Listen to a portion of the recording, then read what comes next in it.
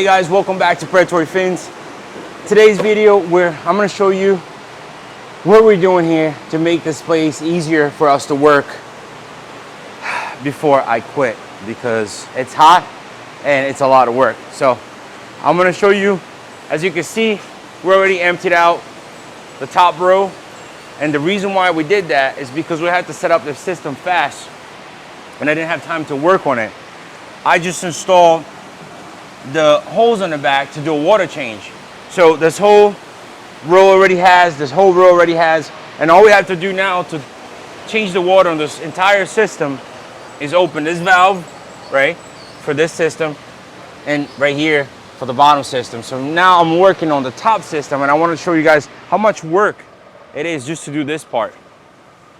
This is definitely one of the systems there. It works great, but it's a lot of cutting and piping. It's a lot of piping going on. So this right here is where the water comes inside from the sump, right? This is where it drains out back into the sump, and this is for the water change. So there's actually 3 holes in each of the system, and look how much cutting all the way down. Look, bring it from here so you can see all the cutting we had to do on 3 rows of that. It's a lot of work, but we're almost done. What I had to do is use this piece of wood, made a hole in it. I already marked all the tanks right where I need to cut. As you can see right there, right here, all of them. It doesn't really matter if it's left to right, if it moves a little bit, as long as the height is the right thing. You know, if the right is equal in all of them, then there will be a straight pipe and you'll be pretty good. So, yeah, I know. So actually, let me show something else here. I did this system just to make easier for everybody that's working here and save them time as well. This other system right here, I'm sure you guys remember seeing on other videos, it wasn't done.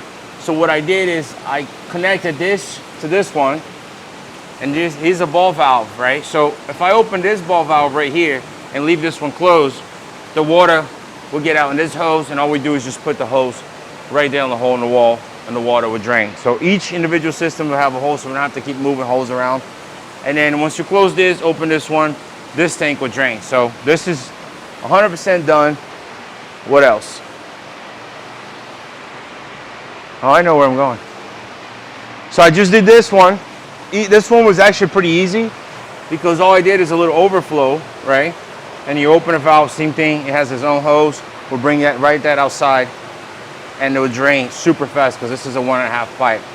I did this to this system as well, which we, by the way, going to make salt water thanks to you guys. We got way more than 2,000 likes on the last video. So we're gonna make this a salt water system. I'm 100% sure we're gonna put rocks and reef fish. I'm not sure yet about corals, because corals are a little more delicate. They need the light, they need the right water. And we don't have RO water here, we have filter water, which is okay for saltwater fish to the tap with filter water, but corals, I know they need RO. So we might set up a smaller system for corals, but definitely the rocks and the reef fish will be coming in soon, all right? We gotta move this guy. Yeah, we gotta find a tank for him. What's his See, name? Homer Simpson. He was yellow. But I wanna try to treat him with this medicine that we have to see if his color will go back to yellow. But that might take a little bit of time. It's just, he's very picky eater.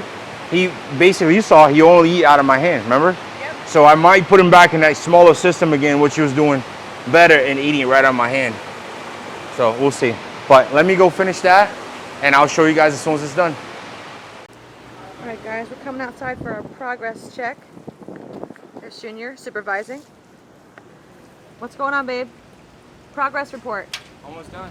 Almost done? Yeah, I got 2 more to fly, pipe it up over there, and then I just have to glue it together. Yeah, the fish needs some oxygen, so let's go. We're done with the system. As you can see from out here, this thing is crazy. Look how much pipes, cutting, fittings, everything we had to do. That's a lot of bulkheads right there. Whoever invented bulkheads, you're a genius, sir, and you're probably really rich. I hope. We finished these 2. The top one is drying out right now. I'm gonna show you guys how it works. And if you have a system with a lot of tanks that you wanna do a water change like that. Like for example, we do water changes every day because we have a lot of fish and we like to feed them well. But this is a way to save you time and money if you have people working for you. So I open this valve, you look it out there, the water is already draining with a really good speed as well. And this is how it works, babe. I like this system a lot more than a lot of these other systems because they're very unique. You can actually close the valve for the water's coming in, right? So if you want to separate this tank from the whole system, I'll just close that valve, no water to be coming in, no water to be draining out, and I can treat the system alone. So I can do any type of treatment for each individual system because they close on their own. I mean, not on their own, like we can close the valve and the water, it's not gonna keep going through. But let's say I wanna close that one, and that one. I can do that. Nice. Pretty nice, right? And that's why we have the sponge filters as well. So, is that still open? Did I close that already? It's draining pretty fast. So this is working. We already saw it. Let's see this one.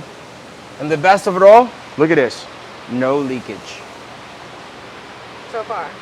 What do you mean so far? You don't have faith?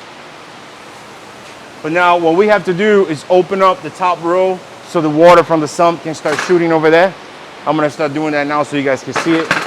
Let me close this one. This one's working as well.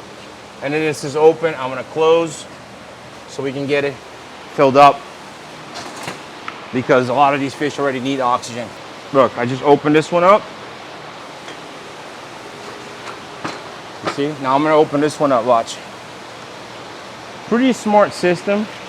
We actually bought this from someone that got it from a PetSmart.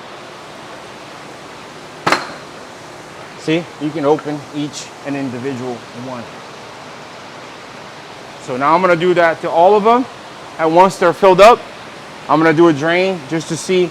I don't want any glue residue to be inside of the tank as these fish are living and swimming in there. And probably do like a 10% water change. And that's it, we'll be done. Then we can go ahead and work on a stock video for you guys. But to end this video, I'm gonna show this one real quick.